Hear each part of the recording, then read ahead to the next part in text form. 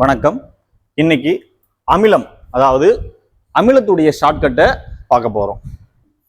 என்னென்ன உணவுல என்னென்ன அமிலங்கள் இருக்கு, நம்ம அன்றாட வாழ்வில் இருக்கக்கூடியது என்னெல்லாம் இருக்கு அப்படின்னு சொல்லிட்டு பார்க்க போறோம். First apple. ஆப்பிள்ல மாலிக் ஆசிட் இருக்கு. ஆப்பிள்ல மாலிக் ஆசிட் இருக்கு. அப்ப ஆப்பிள் எங்க கிடைக்கும் அப்படின்னு சொல்லிட்டு பார்க்கும்போது மால்ல கிடைக்கும். மால்ல தான் ஆப்பிள் எல்லாம் பார்க்கும்போது ரொம்ப ஷைனிங்கா வச்சுட்டு இருப்பாங்க அப்படின்ற மாதிரி ஞாபகம் வச்சுங்க. அப்ப ஆப்பிள் அப்படின்னு சொல்லிட்டு பார்க்கும்போது மால் அப்படின்னு சொல்லிட்டு ஷார்ட்கட் நம்ம வச்சுங்க. அதுக்கடுத்து எலுமிச்சை, லெமன். லெமன்ல என்ன ஆசிட் இருக்கு அப்படின்னு சொல்லிட்டு பார்க்கும்போது சிட்ரிக் ஆசிட் இருக்கு. இது எப்படி ஞாபகம் வச்சுக்கலாம் அப்படின்னா, சிட்டி சைட்ல அவ்வளோ டெவலப்மெண்ட் ஆகி இருந்தாலும் புது வண்டியோ இல்லை காரோ எடுத்தா அந்த எலுமிச்சையை ஏற்றி தான் எடுக்கிறாங்க. அப்போ எலுமிச்சை சிட்டி அப்படின்ற மாதிரி ஞாபகம் வச்சுங்க. அப்போ எலுமிச்சை சிட்டி சிட்ரிக் அப்படின்ற மாதிரி ஞாபகம் வச்சுங்க, மறக்காம இருக்கிறதுக்காக. அதுக்கடுத்து பார்க்கும்பொழுது புளி, திராட்சை. சரிங்களா? திராட்சைன்னு எடுத்துக்கினாலும் சரி, புளின்னு எடுத்துக்கினாலும் சரி. சரிங்களா? நம்ம இந்த புளி கிடையாது, டைகரை ஞாபகம் வச்சுக்கலாம். சரிங்களா? இல்லைன்னா திராட்சை. திராட்சை எப்படி தார் தாரா வாழைத்தார் மாதிரி கொத்து கொத்தா தொங்குமோ அது போல இருக்கும், அது தார் தார்.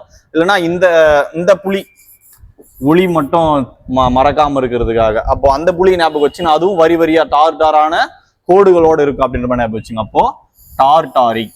அப்போ இந்த புளி, திராட்சை இது ரெண்டுத்திலுமே என்ன அமிலம் இருக்கு? டார்டாரிக் அமிலம் இருக்கிறதா நம்ம ஞாபகம் வச்சுக்கலாம் ஷார்ட்கட்டா. அதுக்கடுத்து தக்காளி. தக்காளி ஆக்சாலிக் அமிலம், ஆக்சாலிக் ஆசிட் இருக்கிறதா சொல்றாங்க. இது எப்படி ஞாபகம் வச்சுக்கலாம் அப்படின்னா, ஸ்பெல்லிங் வேற, ஒளி அளவுல நம்ம ஞாபகம் வச்சுக்கலாம். என்ன அதாவது தக்காளி மாதிரி நசுங்கிட்டாப்போ ஆக்சிடென்ட்ல அப்படின்னு மாதிரி சொல்றாங்க இல்லைங்களா? அப்ப ஆக்சிடென்ட் தக்காளி, தக்காளி நசுங்கின மாதிரி நசுங்கிட்டா அப்படின்ற மாதிரி சொல்றாங்க இல்லைங்களா? அப்போ தக்காளி ஆக்சாலிக் அமிலம், ஆக்சாலிக் ஆசிட், ஆக்சிடென்ட் அப்படின்ற மாதிரி ஞாபகம் வச்சுங்க. இதை மட்டும் ஞாபகம் வச்சுங்க. அதுக்கடுத்து பார்க்கும்பொழுது வினிகர். வினிகர் பார்க்கும்பொழுது சிட்டி அப்படின்றத ஞாபகம் வச்சுங்க. வினிகர் அப்படின்றது சிட்டி. ஆல்ரெடி அங்க நம்ம எலுமிச்சையிலும் பார்த்தோம், இதுலையும் பார்த்தோம். சிட்டி அப்படின்னா வினிகர். சிட்டி சைடு பார்க்கும்பொழுது அதிகமா உணவுல பார்க்கும்பொழுது வினிகரை பயன்படுத்துவாங்க அப்படின்ற மாதிரி ஞாபகம் வச்சுங்க. அதுக்கடுத்து பார்க்கும்பொழுது தயிர். தயிர், பால், லாக்டிக் ஆசிட், லாக்டிக் அமிலம் அப்படின்னு சொல்லிட்டு சொல்லுவாங்க. தயிர் நம்ம ஞாபகம் வச்சுக்கலாம். தயிர் அதாவது பால் ஃபுல்லாவே லாக் ஆன மாதிரி ஆகுறது என்னது? தயிர் ஒரு மாதிரி கட்டியா கட்டுறது. சரிங்களா? அப்போ லாக் ஆகுறது, லாக் அப்படின்ற மாதிரி ஞாபகம் வச்சுங்க. பால், பாலை கூட நம்ம காய்ச்சினோம்னா அது மேல பாலாடை அப்படின்னு சொல்லிட்டு மேல லாக் ஆன மாதிரியான ஒரு அமைப்பு ஏற்படும். அப்போ லாக் அப்படின்னு ஞாபகம் வச்சுங்க. அப்போ பால், தயிர் ரெண்டுமே என்னது? லாக்டிக் ஆசிட், லாக்டிக் அமிலம் அப்படின்னு சொல்லிட்டு இதை நினைவில் வச்சுக்கோங்க. அதுக்கடுத்து பார்க்கும்பொழுது தேநீர், டீ. டீ பார்க்கும்பொழுது பலர் ஒரு நாளைக்கு 5 முறை 6 முறையோ 10 முறையெல்லாம் குடிச்சிட்டு இருப்பாங்க. அதனுடைய விளைவுகள் பார்க்கும்பொழுது ரெஃப்ரெஷ் ஆகுதோ இல்லையோ பின் விளைவுகள் அதிகமாயிடுது. அப்போ டீ அப்படின்றது அந்த ஒரு ரெஃப்ரெஷுக்காக பயன்படுத்தக்கூடியது ஒரு டானிக் மாதிரி தான் நம்ம பயன்படுத்திக்கணும். அப்போ அதிகபட்சம் 2 வேளையோ அல்லது 3 வேளையோ.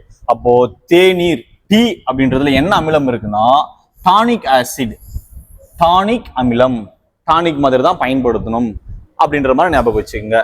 அதுக்கடுத்து பார்க்கும்பொழுது கெட்டு போன வெண்ணெய். இப்போ வெண்ணெய், கெட்டு போன வெண்ணெய் இருக்குது, இல்ல தயிர் இருக்குது, பால் இருக்குது.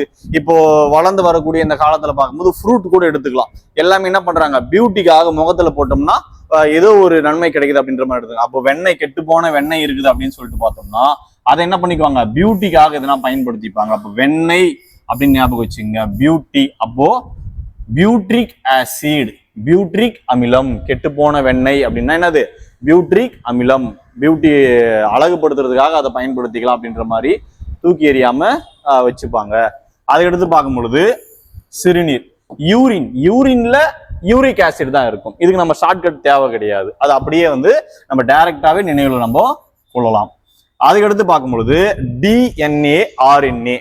அதாவது புதுசா ஒரு உயிரினம் உருவாகுது, புதிய தலைமுறை உருவாகுது அப்படின்னா அதனுடைய மரபணு டிஎன்ஏன்னு சொல்லக்கூடிய ஆர்என்ஏ அப்படின்னக்கூடிய அதுல அவங்க புதுசா உருவாகக்கூடியதுல அவங்களுடைய எல்லா பண்புகளுமே கடத்தப்பட்டிருக்கும். அப்ப புதியதாக உருவாகக்கூடிய ஒரு உயிரினம், புதியது அப்படின்னு என்னது?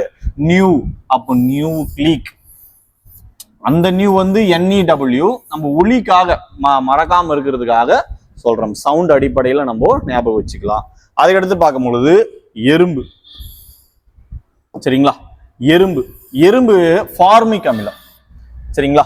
எறும்பு எப்பவுமே பார்க்கும்பொழுது லைன் ஃபார்ம் பண்ணி தான் போகும். 1/1/1 தான் லைன் ஃபார்ம் பண்ணி போகும். அப்ப என்ன, அது எறும்புல ஃபார்மிக் ஆசிட் இருக்கிறதா ஞாபகம் வச்சுக்கலாம். எறும்பு லைன் ஃபார்ம் பண்ணி தான் போகும் அப்படின்ற மாதிரி. அப்போ எறும்புல இருக்கக்கூடியது என்னது? Formic acid. ஆண்ட்ல இருக்கக்கூடியது ஃபார்மிக் ஆசிட் இருக்குது. இந்த ஷார்ட்கட் வீடியோ உங்களுக்கு புரிஞ்சிருக்குன்னு நம்புறேன்.